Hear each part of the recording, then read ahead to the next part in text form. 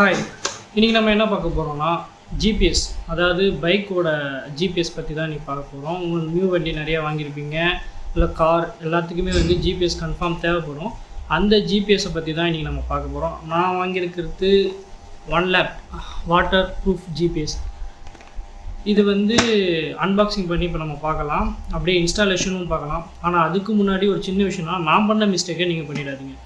இதில் முன்னாடியே வந்து ஆக்டிவேஷன் நம்பர் கொடுத்துருப்பாங்க. நம்ம அங்கே கால் பண்ணாலே நியர்பை நம்ம ஊரில் இருக்கிறவங்களே வந்து நம்ம வீட்டுக்கே வந்து பண்ணுறாங்க, இல்லைனா அவங்க மெக்கானிக் ஷெட் நம்ம போய் பண்ணுற மாதிரி இருக்கும்.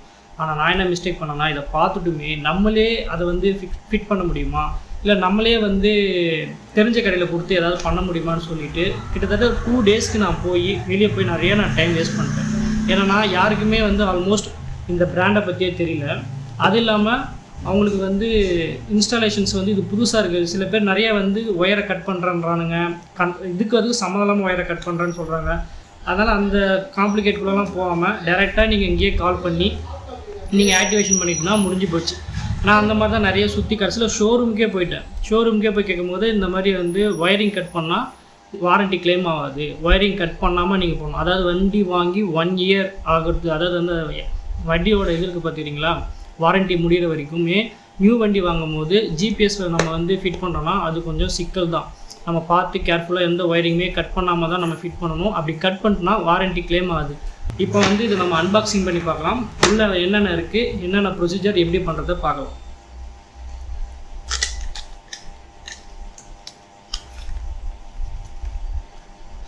ஓகே, இதுதான் பாக்ஸ். ஓப்பன் பண்ண உடனே மேனுவல் ஒரு இது இருக்குது, மேனுவல் நம்ம இது ஒன்று இருக்குது. அது இல்லாமல் இதுதான் ஜிபிஎஸ். இங்கே நம்ம யூடியூப்போட ஸ்கேன் இருக்குது பார்த்தீங்களா, இதை வந்து நம்ம இதை நம்ம ஸ்கேன் பண்ணாலே யூடியூப்பில் வீடியோ வரும். அது நம்மளுக்கு தேவை கிடையாது, ஏன்னா நம்ம பண்ணுறதா இருந்தால் தான் அது. அடுத்தது வந்து உள்ளே வந்து கிட் இருக்குது, ஓகேங்களா. இதுதான் வந்து அந்த ஒயர் கிட்டு. இது ஒன்று வந்து ஜிபிஎஸ்சில் நம்ம கனெக்ட் பண்ணிடணும். இது தெரிஞ்சுக்கணும், ஏன்னா அது நான் வந்து தெரிஞ்சினது கொஞ்சம் ஓகே, எப்படி அவங்க மெக்கானிக் பண்ணுவாங்கன்ற ப்ரொசீஜர் எனக்கு தெரிஞ்சிடுச்சு.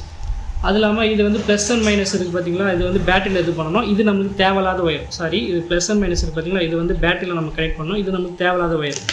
அது இல்லாமல் இந்த ஜிபிஎஸ்சில் வந்து ஸ்க்ரூ போட்டிருக்காது, ஓகேங்களா. ஸ்க்ரூ போட்டிருக்காது. நான் அந்த ஸ்க்ரூவும் வித் அதுக்கான ஸ்பேனர் அப்புறம் எல்லாமே வந்து இதிலே தந்துடுவாங்க. இந்த ஸ்க்ரூ போட்டு தான் நம்ம வந்து இதை நம்ம இது பண்ணணும். இவ்வளோ தான் பாக்ஸு. இப்போ வந்து இந்த மேனுவலில் என்ன போட்டிருக்காங்க, இது வந்து நம்ம காருக்கும் நம்ம வந்து இது பண்ணலாம், ஓகேங்களா.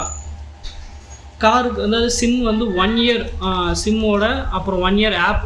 அதாவது இன்னும் நல்ல விஷயம் என்னென்னா, ஆப் வந்து 1 year வரைக்கும் தான் வந்து அந்த 1 lakh நம்ம ஆப்பை வந்து நம்ம யூஸ் பண்ண முடியும். அதுக்கப்புறம் என்ன ஆகும்னா, நம்ம ஆப்புக்குன்னு ஒரு அமௌண்ட் வந்து நம்ம வந்து இயரோ மந்த்லியோ நம்ம வந்து பே பண்ணுற மாதிரி இருக்கும். சில பேர் என்ன நினச்சிப்பாங்கன்னா, நம்ம வந்து சிம்மு வந்து ஈஸி பண்ணிப்போம் அப்படின்னு நினச்சிப்பாங்க. அப்படி கிடையாது. நம்ம ஆப்புக்கும் சேர்த்து நம்ம என்ன பண்ணோம்னா, நம்ம வந்து ரீசார்ஜ் பண்ணி தான் ஆகணும். அதே மாதிரி 1 year சிம். இது வந்து இதில் வந்து ஜியோ சிம் கிடையாது, ஏர்டெல் விஐ அப்படி இது பண்ணியிருக்காங்க. இது ஒரு காரோட வந்து ஃபியூஸ் பாக்ஸில் வந்து இந்த 2 இதையும் நம்ம அந்த 2 இதையும் நம்ம வந்து இது பண்ணணும், ஓகேங்களா. இன்னொன்று வந்து ஏசிசி ஒயர், அதாவது வந்து ஆன் ஆஃப் ஒயர் இருக்குது பார்த்தீங்கன்னா வண்டியில், அதில் கனெக்ட் பண்ணணும். ஆன் ஆகும்போது ஜிபிஎஸ் வந்து நம்ம ஃபோனில் காட்டும். அப்படி இல்லைன்னா நம்ம என்ன பண்ணணும்னா, டைரெக்டாக இந்த இது இருக்குது பார்த்தீங்களா, இந்த ஒயரில் இருக்குது பாருங்கள், இதெல்லாம் நம்ம கட் பண்ணிவிட்டு டைரெக்டாக இதை வந்து பேட்டரியில் நம்ம ஃபிட் பண்ணிக்கலாம். ஏன்னா நம்ம டைரெக்டாக இதை வந்து நம்ம அந்த ஃபியூஸ் பாக்ஸில் நம்ம ஃபிட் பண்ணும்போது என்ன பிரச்சனை வரும்னா, ஃபியூஸ் பாக்ஸ் எது இருக்குது, வண்டிலையும் இருக்கும், எல்லாத்துலேயுமே இருக்கும், கார்லேயும் இருக்கும். ஏதாவது ஒரு ஷார்ட் சர்க்யூட் ஏற்பட்டுச்சுன்னா அது ஃபியூஸ் பாக்ஸ் தான் வந்து அந்த ஃப்ளக் தான் வந்து நம்ம வந்து வண்டி எதுவுமே ஃபயர் ஆகாமல் தடுக்கும். இதை நம்ம அதை மாட்டினோன்னா அது வந்து ஏதாவது ஷார்ட் சர்க்யூட் எடுத்து வாய்ப்பு இருக்குது. இவ்வளோ தான் இந்த பாக்ஸில் இருக்குது. இப்போ வந்து எப்படி இன்ஸ்டால் பண்ணுறது அப்படின்னு போய் நம்ம இப்போ அதை பார்க்கலாம். பார்க்குறதுக்கு முன்னாடி இது டேவிட் எஃப்டிஎஃப் சேனல், நான் உங்கள் டேவிட். வாங்க வீடியோக்குள்ளே போகலாம். இது என்னென்னா, இப்போ நம்ம வந்து அந்த ஜிபிஎஸ்ஸை ஆக்டிவேட் பண்ணுறோம். தனியாக ஒரு பேட்டரியை வச்சு நம்ம அதை வந்து ஆக்டிவேட் பண்ணுறோம். அதாவது நம்ம வண்டியில் போட்டு தான் ஆக்டிவேட் பண்ணுவாங்க. ஆனால் இவர் வந்து என்ன பண்ணார்னா, தனியாக ஒரு பேட்டரி வச்சு அதில் வந்து இந்த ஜிபிஎஸ்ஸை வந்து ஆக்டிவேட் பண்ணியாச்சு. ஆக்டிவேட் பண்ணிட்ட பிறகு இப்போ அதுக்கடுத்தது நம்ம என்ன பண்ண போகிறோம்னா, வண்டியில் வந்து இதை ஃபிட் பண்ண போகிறோம். சிம்மு எல்லாத்தையுமே போட்டு எல்லாத்தையுமே ஆக்டிவேட் பண்ணிட்டோம். இப்போ அடுத்தது என்னென்னா, வண்டியில் வச்சு நம்ம அப்படி ஃபிட் பண்ண வேண்டியது தான். நம்ம இப்போ வந்து முன்னாடி, அதாவது டூம் இருக்குது பார்த்தீங்களா, இங்கே தான் நம்ம வந்து ஜிபிஎஸ் நம்ம ஃபிட் பண்ண போகிறோம். இப்போ அவர் அதை கட்டிட்டார். வண்டியோட முன்னாடியில் வந்து தான் ஜிபிஎஸ் நம்ம வைக்க போகிறோம். எந்த ஒரு ஒயருமே கட் பண்ணாமல் நம்ம வந்து அதில் ஜிபிஎஸ் வந்து ஃபிட் பண்ண போகிறோம். வண்டியை ஏன் ஆன் பண்ணி ஆஃப் பண்ணுறாரு, கீ ஏன் ஆன் பண்ணி ஆஃப் பண்ணுறாருனா, இப்போ வந்து அந்த ஒரு ஒயரை அவர் வந்து தேடின்னு இருக்கார். அதாவது ஏசிசின்ற ஒயர் வண்டி ஆன் பண்ணும்போது நம்மளுக்கு வந்து ஆப்பில் வந்து நோட்டிஃபிகேஷன் ஆகும் வண்டி ஆன் ஆகிடுச்சின்னு. அதை கண்டுபிடிக்கிறதுக்கோசரம் ஆன் பண்ணி ஆஃப் பண்ணி எங்கே வந்து அந்த லைன் வருதுன்றதை கண்டுபிடிக்காது, ஏசிசி ஒயர் எங்கே வருதுன்னு. அது செக் பண்ணும்போது கரெக்டாக என்ன ஆகுதுன்னா அங்கே லைட் எரியுது. அதை கண்டுபிடிச்சிட்டாரு. பிடிச்சிட்ட பிறகு என்ன பண்ணுறாருனா ஒரு ஒயரை எடுத்து அந்த கட் பண்ணாமல் நம்ம எங்கே அந்த லைட் எரிஞ்சிச்சோ, எங்கே அந்த ஏசிசி ஒயரோட கனெக்ட் இருக்கோ அந்த இடத்துல வந்து அந்த ஒயரை கரெக்டாக வந்து கட் பண்ணாமல் அப்படியே அதில் கரெக்டாக உள்ளே சொருவிட்டு கட் பண்ணாமல் இதிலேருந்து நான் அந்த கனெக்ஷனை அவர் வந்து எடுத்துக்கிறாரு. எடுத்துகிட்டு கரெக்டாக இதில் வந்து ஏசிசி ஒயர் ரெண்டுத்தையும் வந்து ஜாயின் பண்ணிடுறாரு.